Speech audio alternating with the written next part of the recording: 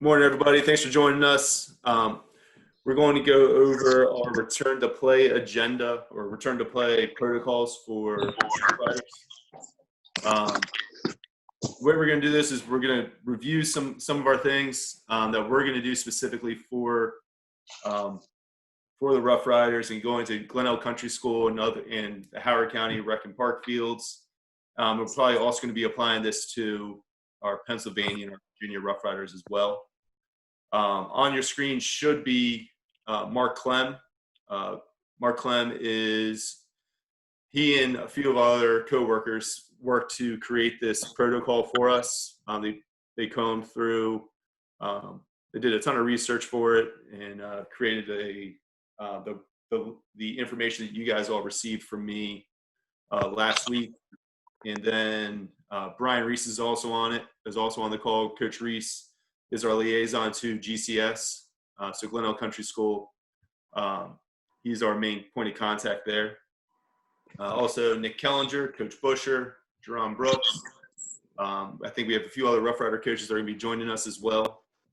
One thing I ask is if you're not going to be speaking on the call, or if you are just a parent watching, if you go to audio only, that way it makes it easier for us to record it and set it up so that it's easier to share and distribute, so that it's only the people that are going to be speaking that will be on that video. So Clem, I can turn it over to you if you want to take us through what those guidelines will be and what that protocol will be. Yeah, first of all, most of the stuff is nothing new than what you've been hearing on the news and all that for the last 12 weeks. The only thing we're doing is we're reiterating that we need to follow the guidelines, because this is it's to protect us and to protect the players and everybody involved. We realize that some of this stuff is probably not going to get followed all the time. We want to try to do that. However, it's our guidelines that we need to try to follow as strict as possible. Tony, do you want me to talk about just the return to play agenda? Yeah, that'd be great. Okay. Just take us through what we need to do as okay. Well, the first thing you need to do is when the parents send the kids out to the practice and then down the road the tournaments and games and stuff, you can't send a sick kid. We would prefer that you check their temperature. Anything over 100 degrees, it's a stay home and a no participation. They're supposed to be quarantined for 14 days. But if they're showing any symptoms, the sneezing, the coughing, the aching, the flu, the severe flu-like symptoms, they got to stay home. They can't really come out. Now we also have to have these protocols to be able to use the facility itself. So we got to show the facility in our country school that we have a plan, we have guidelines to use so you guys can come out and play. The other thing is you need to, the folks that are coming to the practice, we really can't have 5 or 6 family members out there. Hopefully we would just have the parent drop the son or daughter off and let them go and get on the field and then play. That's the other thing too, is do not show up an hour and a half early. You need to show up 20 minutes to 30 minutes before your practice. So the idea is you're dressed and ready in your car, truck or whatever. You go out to the practice and you start, and then after the practice, you leave again.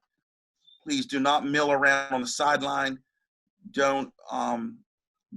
don't want several other teams standing around waiting down by the field. We're trying to keep as much separation as we can. So don't go down actually on the field until that team, the previous team, leaves the field. That's very key.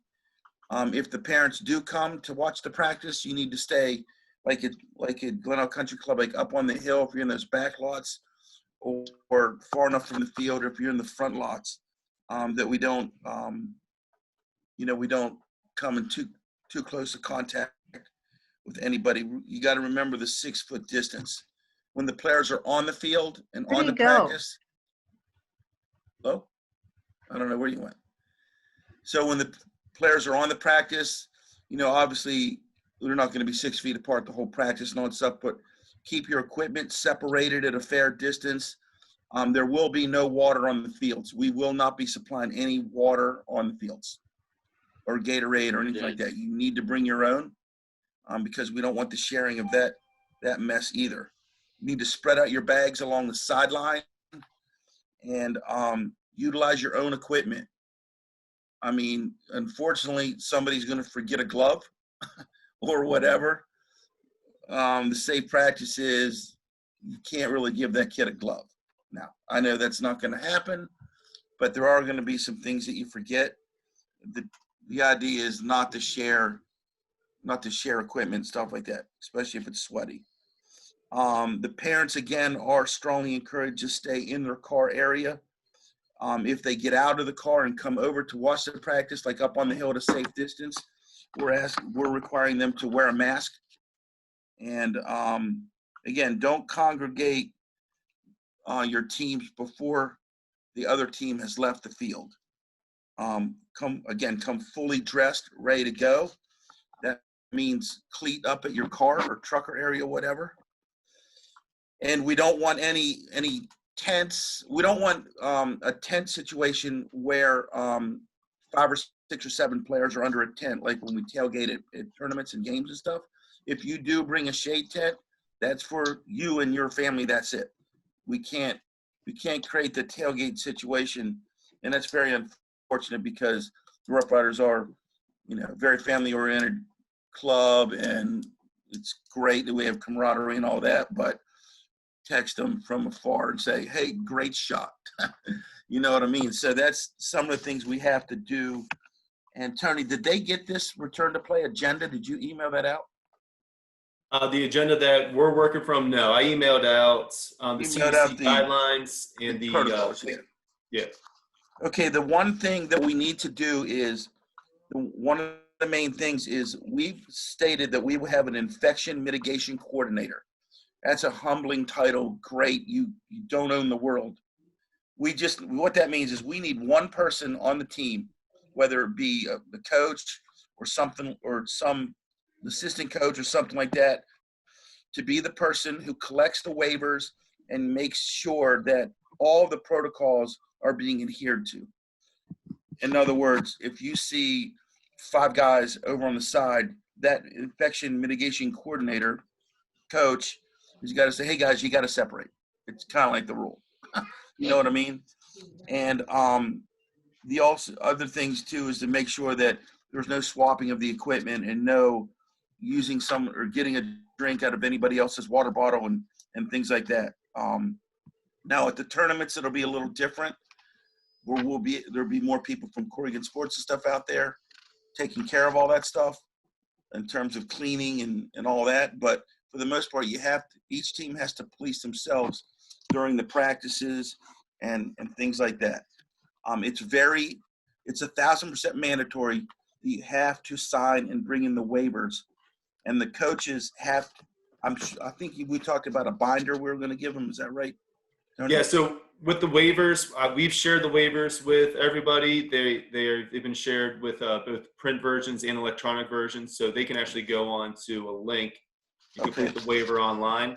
If they prefer, you can print it and you can turn it into your coach, and we'll collect it from your coach prior to the first practice.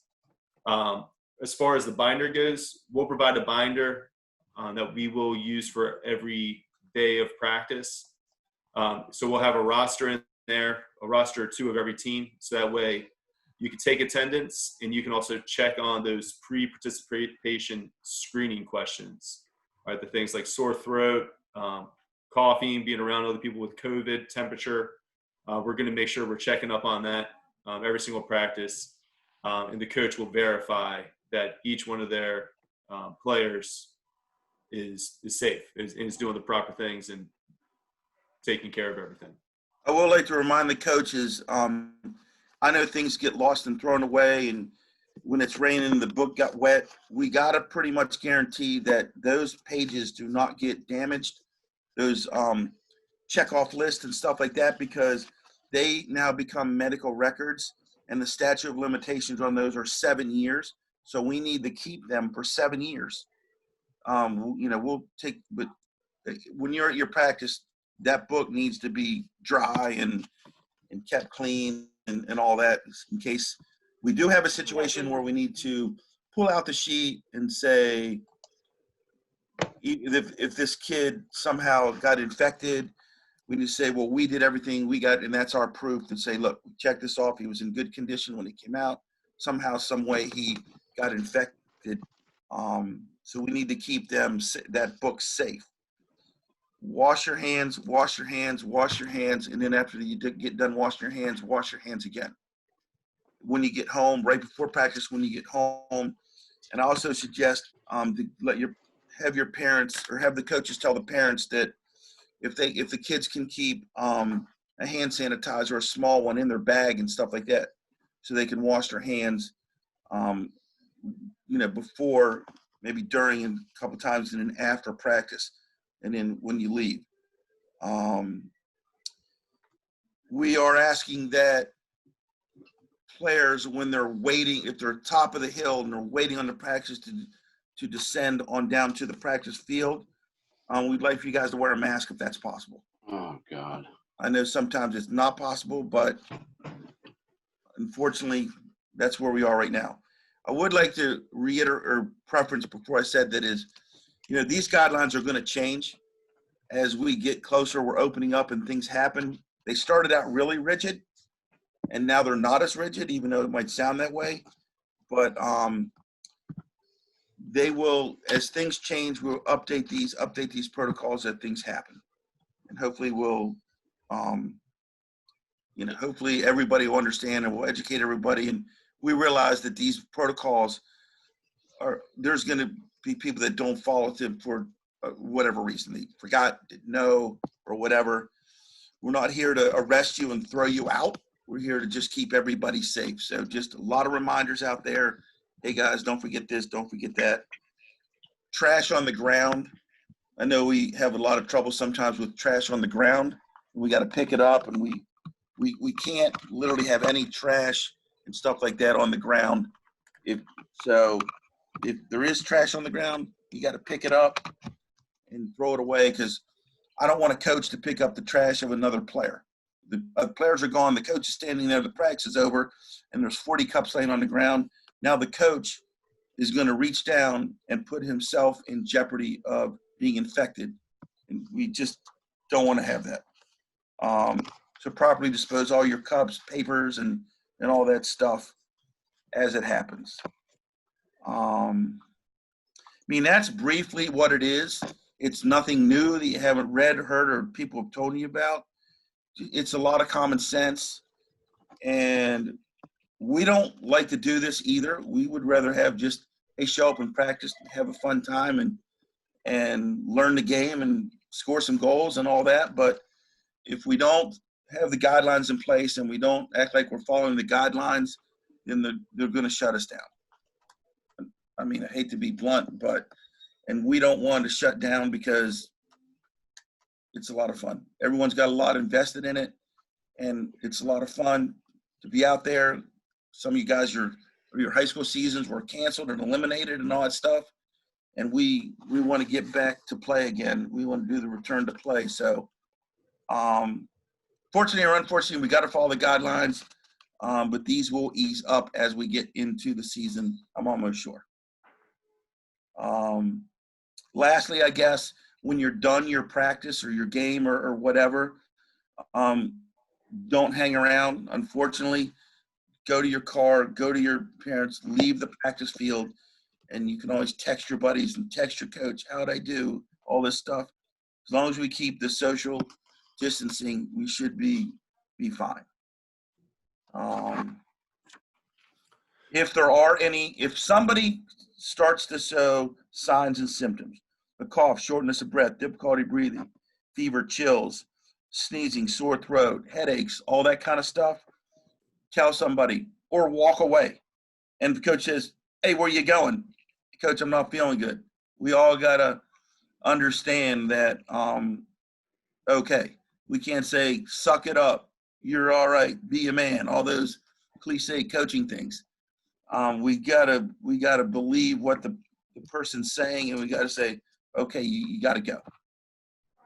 Um, Other than And that, for I like mean, early on in that return to play, our main focus will be getting our guys' legs back in shape. So having been so that you can play a full game. We're trying to work you back to that spot where you're able to get out and play for 48, 60 minutes, whatever it is.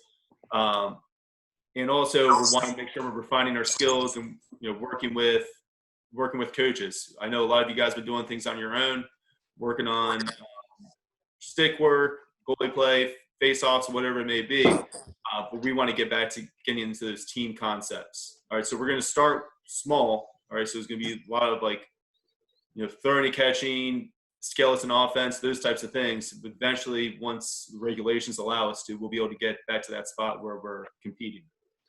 Clem, sorry for cutting you off. But Coach Reese, is there anything that we're not covering as far as returning to play at GCS? I know GCS and Howard County have very similar regulations, and those are the two main places that we're going to be utilizing. Yeah, I think the important thing to remember is that everyone's kind of on edge about returning, and are they returning too fast or going to be behind the time. So just, I know it can be annoying and some of these rules are kind of strict, but just for, especially early on, just make sure we're really following these rules so we don't give anyone a reason to shut it down. But as far as GCS in particular, just we're gonna try to keep the entry and exit gates open, just so we don't have to keep touching different surfaces. If you're practicing on like the back half, which I mean like away from the school, like right by the entrance, let's try to drop off your kids back there and have them walk down down that hill that way, or onto the turf to that back gate. And if you're practicing on the front half closer to the school, you can use that lot right next to the school, or drop off there, so there's not a lot of crisscrossing.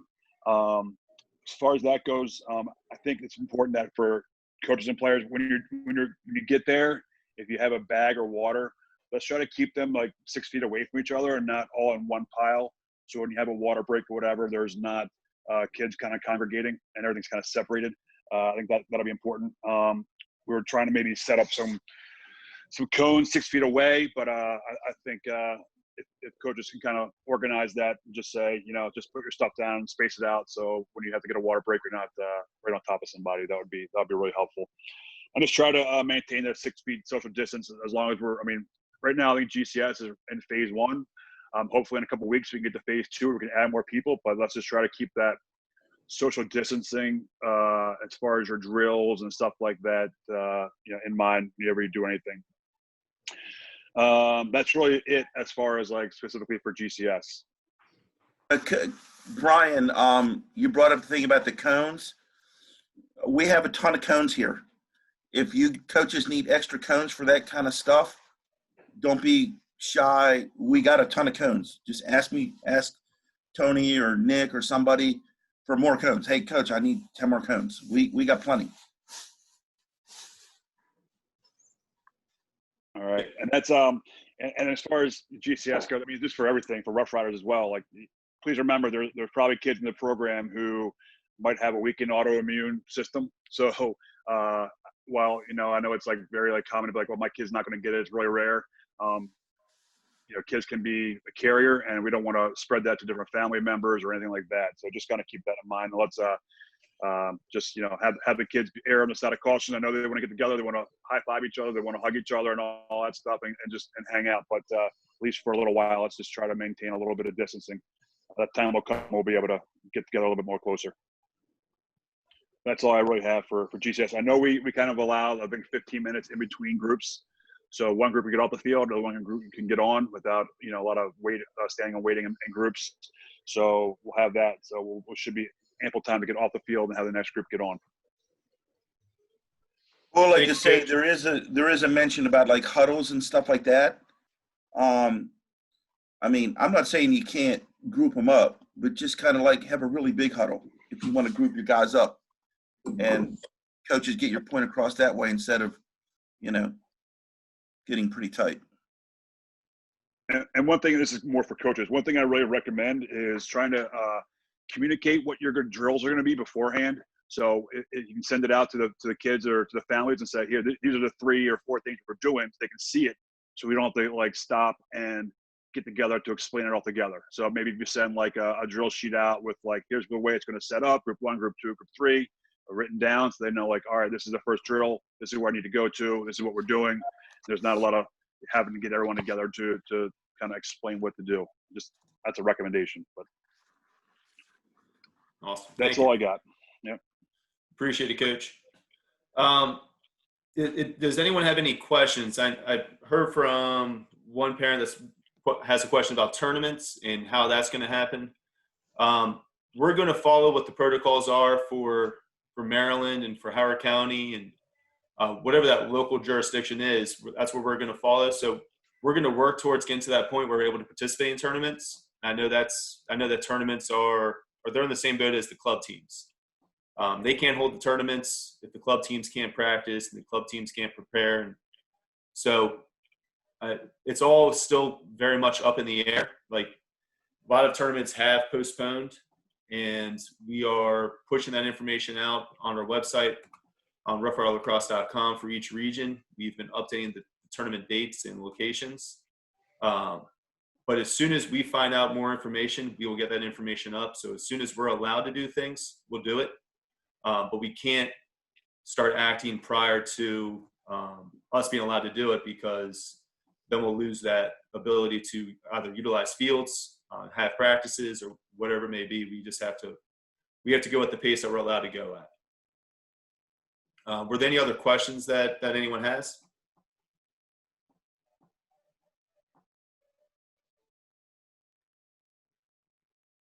No. Coach Bosher, you have anything? Kellinger, Duran? No? All right. No, good to go. Just excited to get back out there. I know it's going to be a little bit different for us, just with the small groups. But I'm excited to get back out there, and hopefully we're back to full lacrosse very soon. Yeah, I'm with you. Thanks. Mr. Clem, how we looking? All I'm saying is, in closing, is just, guys, just communicate. The coaches themselves communicate with the players and the families. Say, hey, we got to do this thing if we want to play, and we all want to play. Yeah, and coaches in general, I would check out Coaches Do Cancellation. A lot of those drills that they've put up are socially distanced appropriate. And I know for our Maryland 24 team, I'll be utilizing those drills, and like Coach Reese said, sharing the drills prior to our first practice or prior to each practice, so that the kids can see that what we're going to do. They know what we're going to do, so that way we can roll right through it. So I strongly recommend checking out those drills. Go online. There's a ton of resources, especially in that Coaching Through Cancellation. I know everyone's seen those links because I've been using them almost exclusively for our Roughrider daily emails. So check it out. I hope everyone's ready to play. We'll either be out there starting Wednesday of this week or Wednesday of next week. Still waiting confirmation on that.